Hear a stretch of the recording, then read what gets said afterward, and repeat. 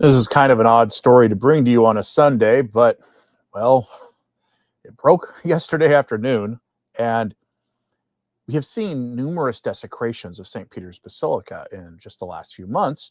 Most famously, the outreach program, James Martin's activist organization that tries to tell the church that it's actually wrong about teachings that James Martin personally dislikes on a sin that he has an unhealthy interest in for a priest. They had a Jubilee pilgrimage that got approved by the Vatican. After all, it made their calendar. The Vatican tried to back off a little bit, say, no, that wasn't us. And then the bishop who offered the mass for them let slip that the Pope told him to have the masses, have the mass for them. Oops. Anyway, that was the most recent one, but there have been others. Well, Friday, another desecration took place at St. Peter's Basilica, and the Vatican has not said a word about this one. Nothing. And now here we are, Sunday. It's Sunday afternoon now in Rome, or going to be very shortly, and the Vatican is saying nothing about it. And unfortunately, there's video of this, and I can't play it for you on YouTube because the rules here don't allow you to see certain things on the platform. But I will show you what I can, because it's extraordinary. Nova Sorta Watch has the video. Breaking on Friday afternoon, October 10th, 2025. A man got onto the platform of the high altar of St. Peter's Basilica and took off his pants and his underpants. He appeared to be getting ready to urinate before two men escorted him off the platform. That's as much as I can show you. He was going to relieve himself on the high altar at St. Peter's Basilica. To which people ask logical questions like, how could it take several minutes for security to intervene? Thanks for not including the video like the other outlets, because there is another outlet out there showing the video. I will, if you are desperately want to see the video, I don't normally post show notes on the weekends on my Substack. I will after this one. If you absolutely insist on seeing it for yourself, I am not endorsing you doing that. But some people want to see it for themselves.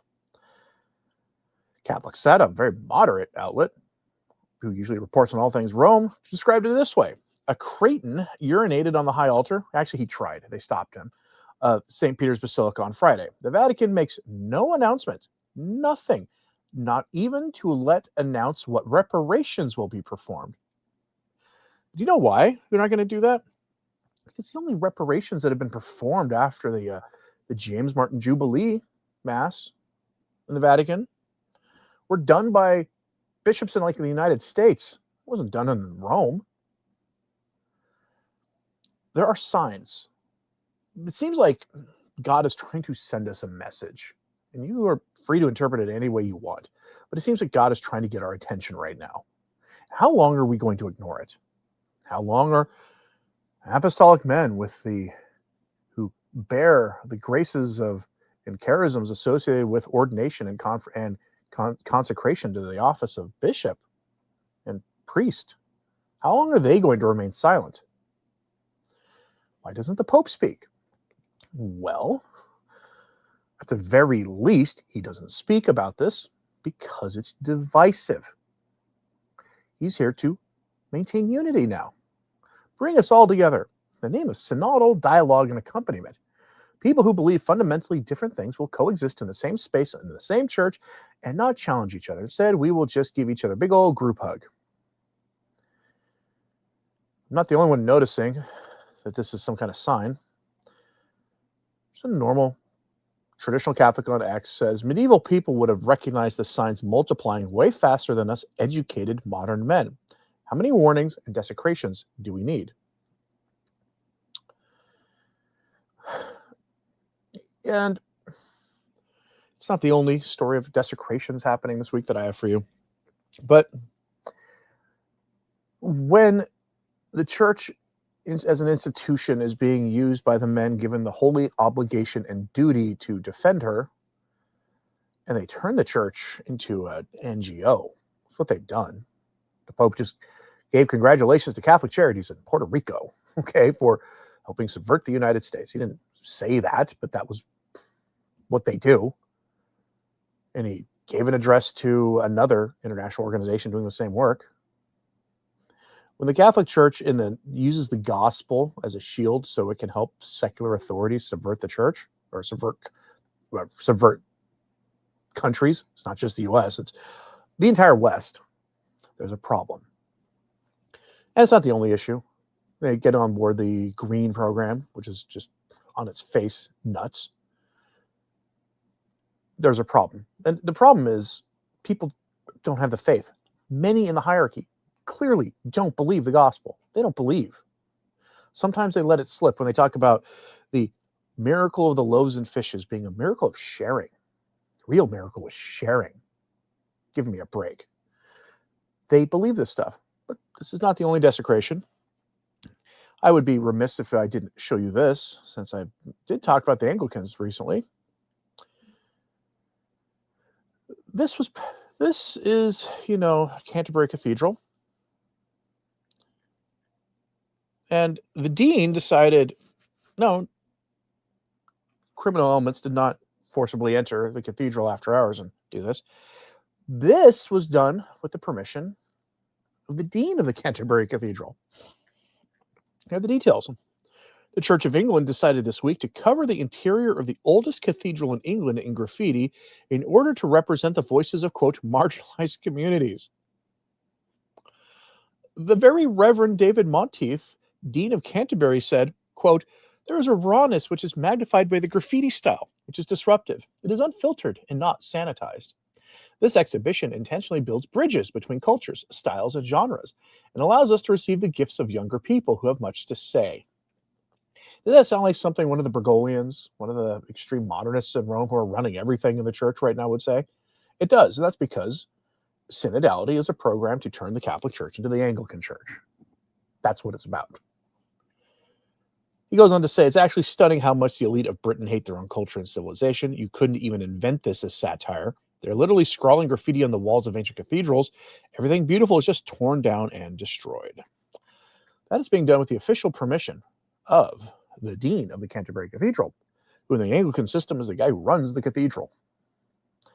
And if you guessed that he was we'll say fellow traveler with Pastor Jimmy Martin, Father James Martin of the Jesuit Church, you would be correct.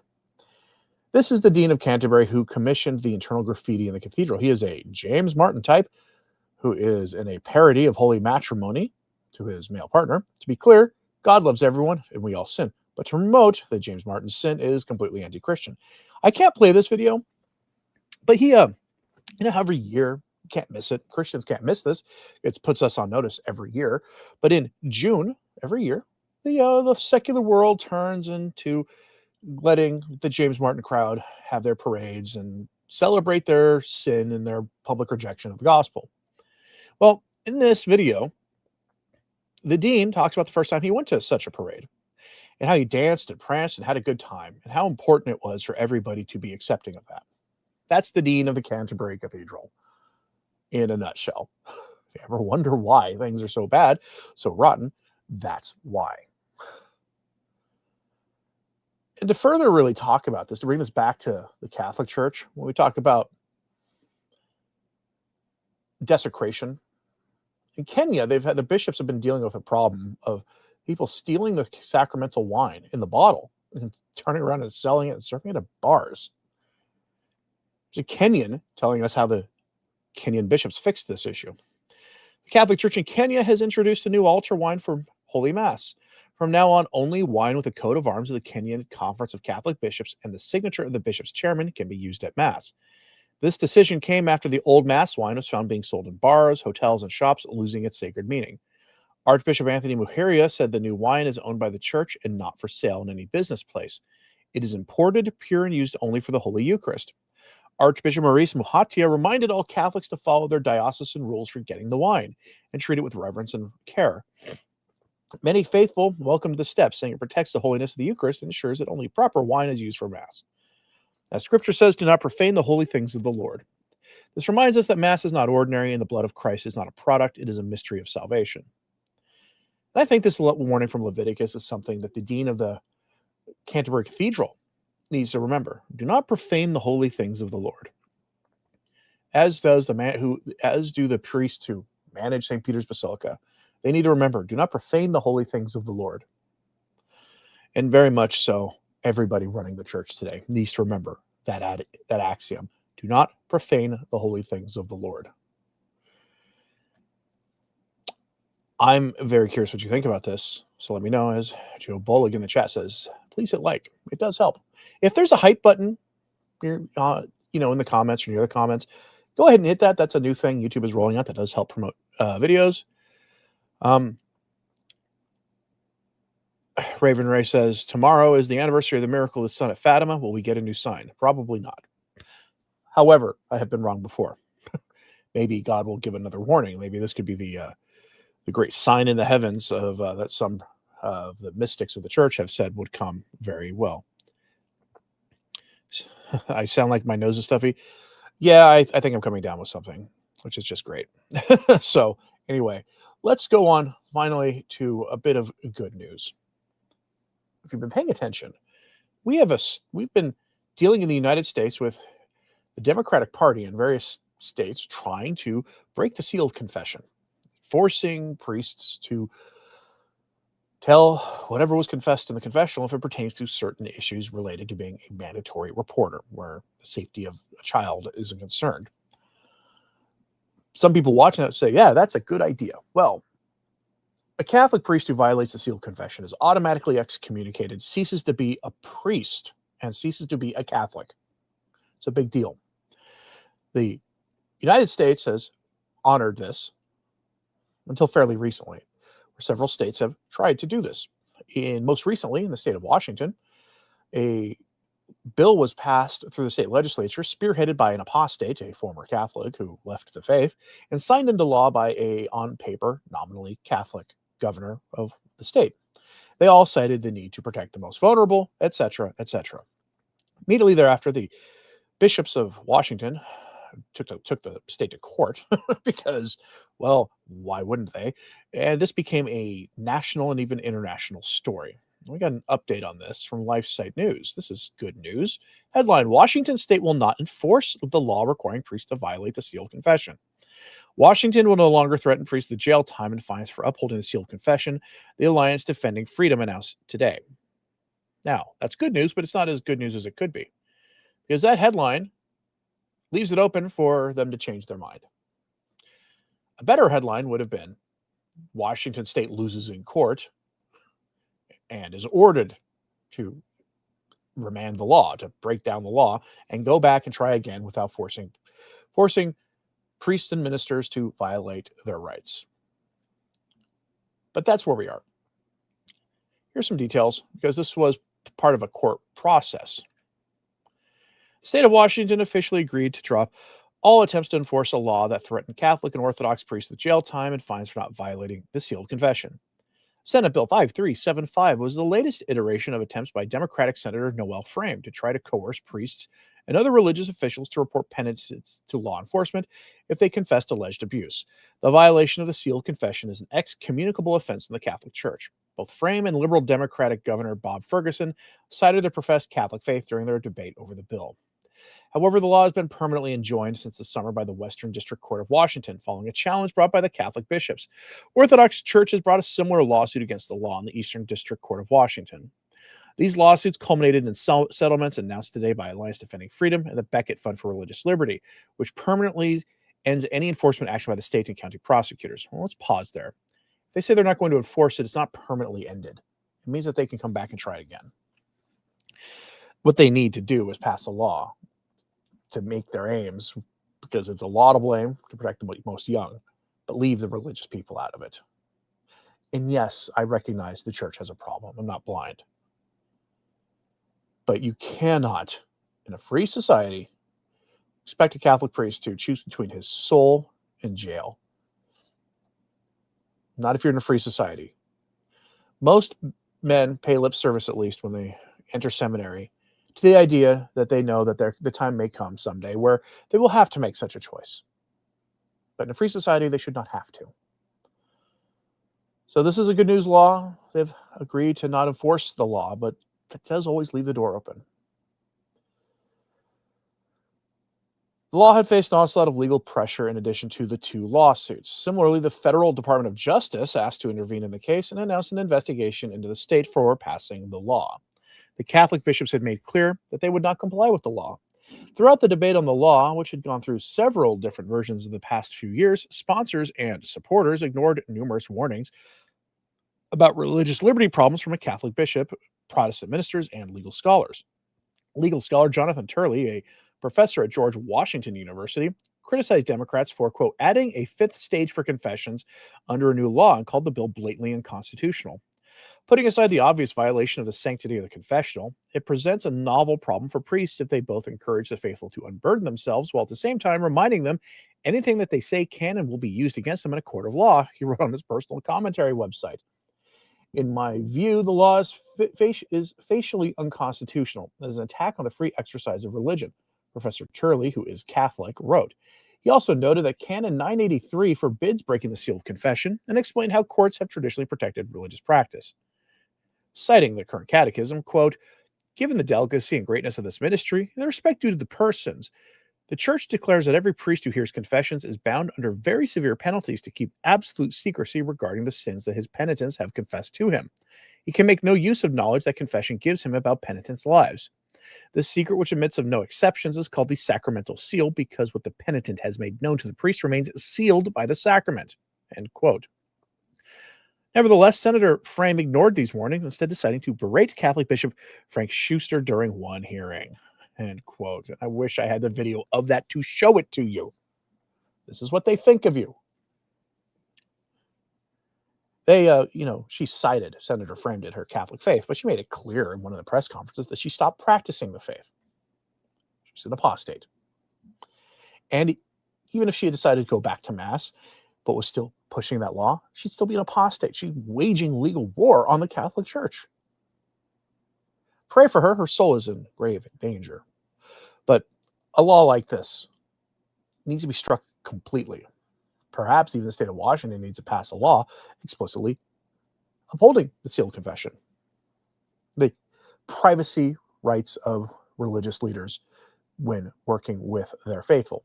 I'm sure, the legal minds are creative. They can come up with something that would be super inclusive of everything in our pluralistic society so that a Baptist minister having some kind of private conversation with a layperson can enjoy those same protections, as well as what sacramental apostolic Christians of various different lineages can also have.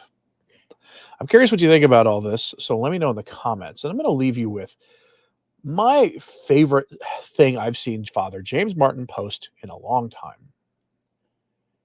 He decided to take trads to task, and he did so in his usual kind of distant way.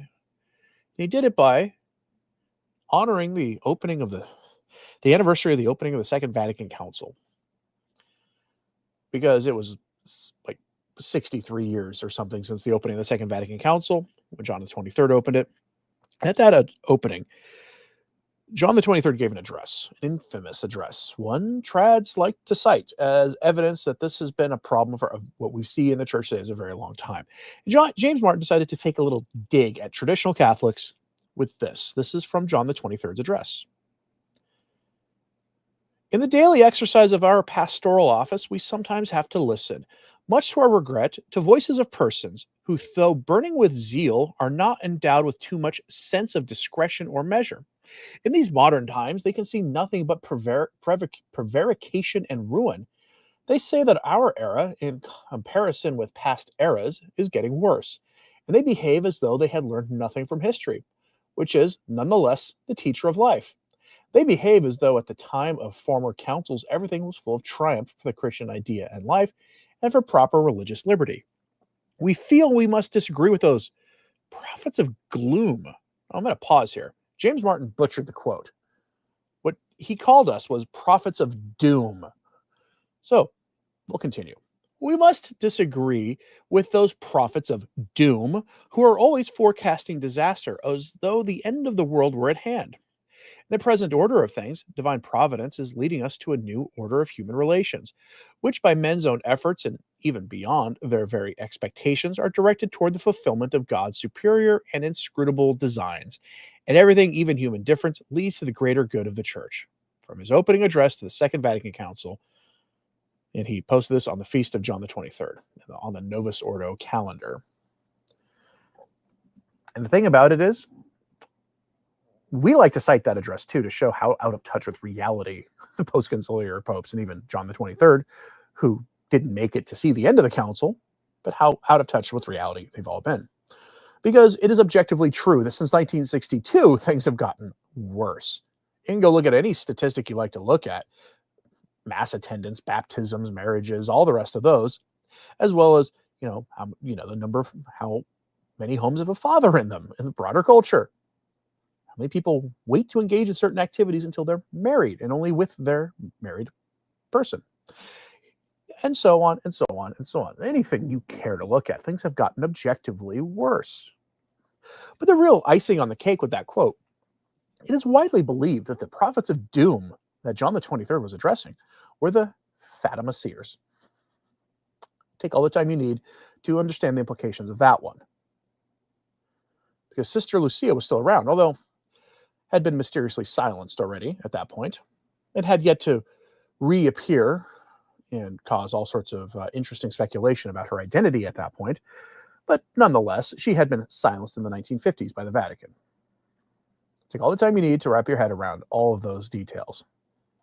But the prophets of doom remark was thought to be aimed at the Fatima seers and those who follow them. I'm very curious what you have to say about this.